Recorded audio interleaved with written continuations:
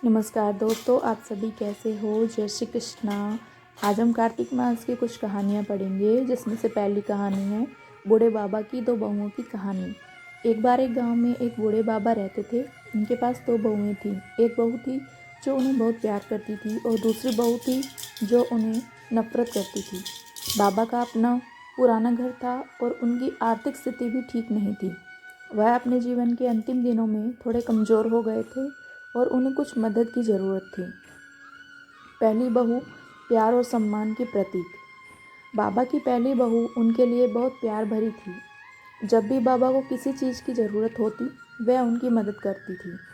वह उनकी देखभाल करती, उनके लिए खाना बनाती और उन्हें हर प्रकार की राहत देती। बाबा को इस बात का पूरा एहसास था और वह अपनी पहली बहू का बहुत आदर करते थे। उन्हें लगता था कि इस बहू ने उनका दर्द समझा है और उसके दिल में उनके लिए सच्चा प्यार है। दूसरी बहू नफरत और अविवेक की प्रतीक। बाबा की दूसरी बहू का व्यवहार थोड़ा अलग था। वह उन्हें अपने बोझ की तरह समझती थी और उनकी देखभाल करने में कोई रुचि नहीं दिखाती थी। वह हमेशा उन्हें यह जताती थी कि वह अपनी समस्याओं का सामना खुद करे। जब भी बाबा को मदद की आवश्यकता होती, वह उन्हें नज़रअंदाज कर देती थी। कार्तिक स्नान का समय और बाबा की परीक्षा। एक दिन कार्तिक महीना आया और गांव के लोग कार्तिक स्नान के लिए नदियों और तालाबों के पास जा रहे थे। बाबा को भी विश्वास था कि कार्तिक महीना बहुत पवित्र होता है और इस समय स्नान करने से उनके पाप दूर हो सकते हैं। बाबा की सेहत उतनी अच्छी नहीं थी, लेकिन फिर भी उन्होंने सोचा कि वह स्नान करेंगे। उन्होंने अपनी पहली बहू से कहा, बेटी, मुझे स्नान के लिए जाना है, तुम मेरे साथ चलोगी? पहली बहू ने बिना किसी झिझक के कहा, जी बाबा, मैं आपके साथ चलती हूँ। वे दोनों नदी के किनारे तक गए और बाबा ने पवित्र स्नान किया। फिर बाबा ने अपनी दूसरी बहू से कहा, बेटी, तुम भी मेरे साथ चलोगी? दूसरी बहू ने जवाब दिया, बाबा, आपको क्या ज़रूरत है, आप खुद स्नान कर सकते हैं, मुझे अभी काम है। बाबा ने कुछ नहीं कहा और चुपचाप अपने काम में लग गए। अंतिम समझ। जब बाबा स्नान करके घर लौटे, तब उन्होंने अपनी पहली बहू से कहा, बेटी, तुमने मुझे सबसे ज़्यादा प्यार दिया। तुम्हारे प्यार और सेवा की वजह से मुझे बहुत सुख मिला। फिर बाबा अपनी दूसरी बहू के पास गए और उन्हें समझाया, तुमसे मुझे कभी प्यार और सम्मान नहीं मिला।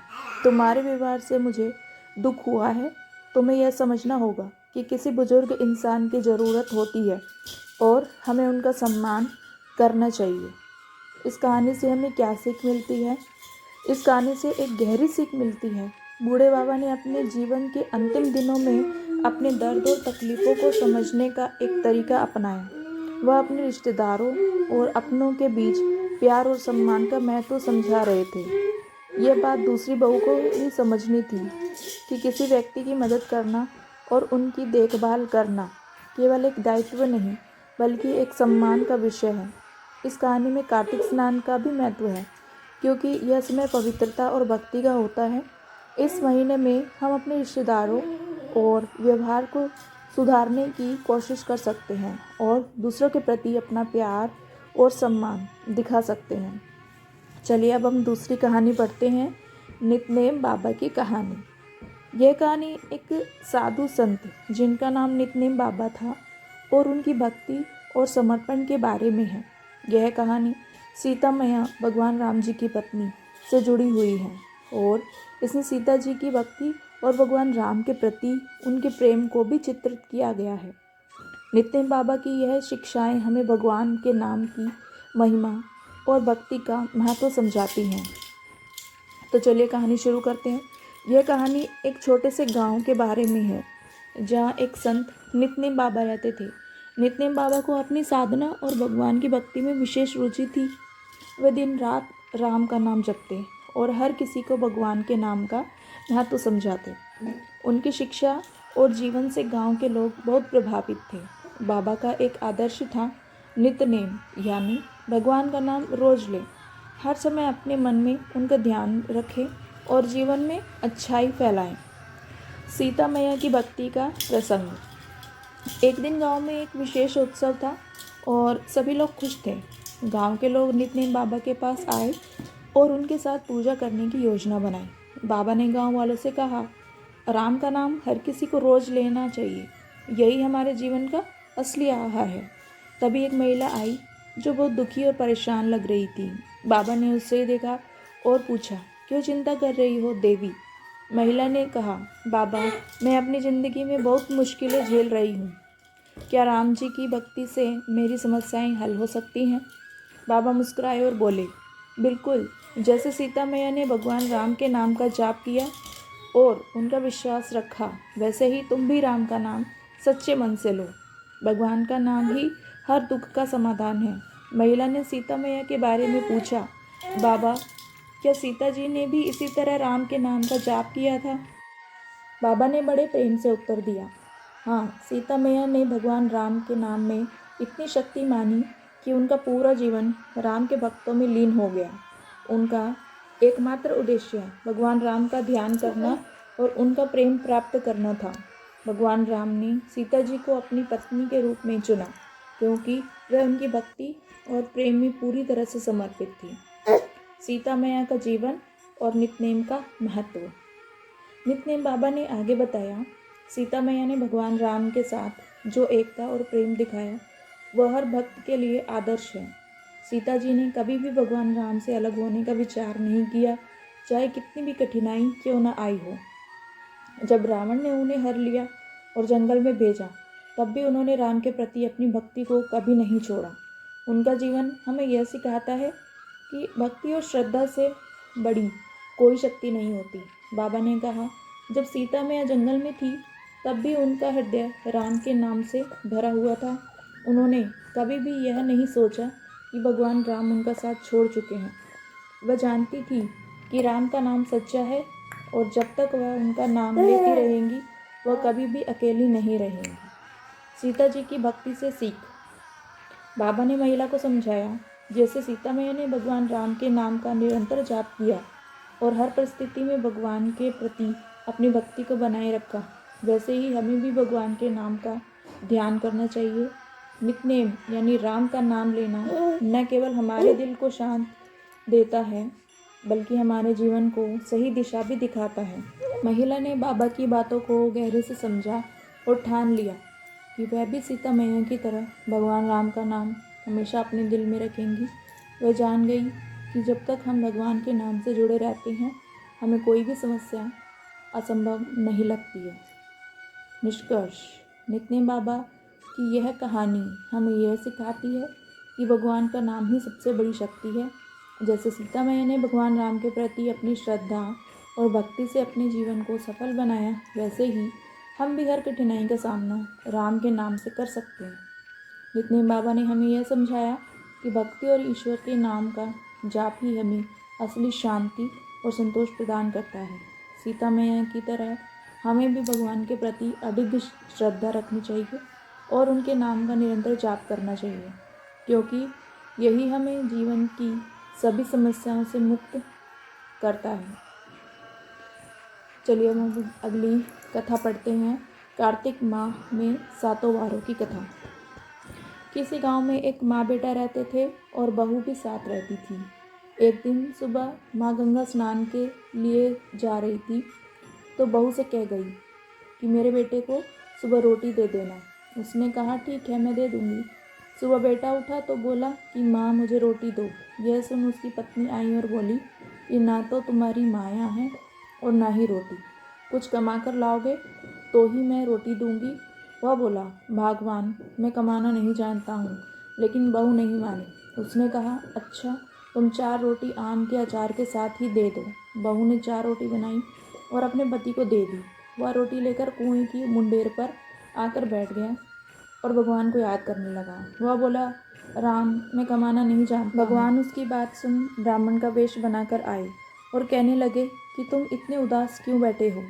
वह बोला, मेरी पत्नी ने कहा है कि जब तक कमाना जानोगे और कमाकर लाओगे तभी रोटी मिलेगी, लेकिन मैं कमाना नहीं जानता। भगवान बोले कि मैं भी कमाना नहीं जानता हूँ, लेकिन मैं 8 वारों के नाम जानता हूँ। इससे तुम्हारे घर अटूट भंडार भर जाएंगे। भगवान बोले कि कि तुम चावल के दाने ले आना और पानी की घंटी लेना। जो बर्तन ढके हुए हैं उनका मुंह खोल देना। जो घर के बर्तन उल्टे पड़े हैं उन्हें सीधा कर देना। भगवान के रूप में ब्राह्मण ने कथा कही और उसने सुनी। रविवार, सोमवार, मंगलवार, बुधवार, बृहस्पतिवार, शुक्रवार, शनिवार 8 वारों का आसरा भरियो पीहर सासरा। इसके बाद उसके घर में अटूट भंडार होते चले गए। घर पहुंचा तो उसकी पत्नी ने पूछा। उसने कहा कि 8 वारों का नाम लाया हूँ। पत्नी ने सोचा चलो कुछ तो लाया है। पति फिर बोला कि चावल के दाने और पानी की घंटी ला। जो औंधे मुंह पड़े हैं उन्हें सीधा कर, जो ढके हैं उनका मुंह खोल दे। पति ने कही, पत्नी ने सुनी। रविवार, सोमवार, मंगलवार, बुधवार, बृहस्पतिवार, शुक्रवार, शनिवार 8 वारों का आसरा भरियो पीहर सासरा और अटूट भंडार होते चले गए। अपनी पत्नी से उसने एक दिन कहा कि मैं बेटी से मिलने जा रहा हूँ। फटे से कपड़े पहन बेटी के यहाँ गया तो बच्चे बोले कि नाना आए हैं, नाना आए हैं। बेटी बोली कि नाना क्या आए हैं, 2 दिन की मुफ्त रोटियां तोड़ने आए हैं। बेचारा सोचने लगा कि गरीबी सब कहलवा देती है मुख से। पिता ने बेटी से कहा कि बेटी मेरी 8 वार की कहानी सुन लो। बेटी ने जवाब दिया कि पिताजी मेरा झूठा है और पिता भूखा ही सो गया है। अगले दिन बेटी को पिता पर तरस आया तो कहती है कि पिताजी आप अपनी कहानी सुनाओ।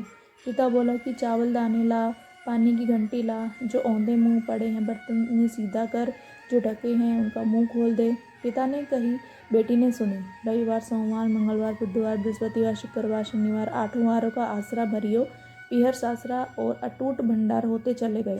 बेटी कटोरे भर भर कर बांटने लगी। बेटी की पड़ोसनों ने जब कहा कि तुम तो कहती थी कि तुम्हारा बाप कुछ नहीं लाया है, तो ये इतना सारा सामान तुम बांट कहाँ से रही हो, ये कहाँ से आया है?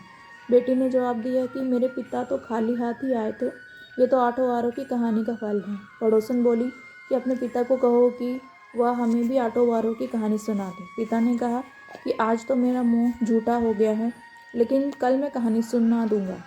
दूसरे दिन पिता ने बेटी के पड़ोसनों को भी 8 वारों की कहानी सुनाई, जिससे उनके घर में भी अटूट भंडार हो गए।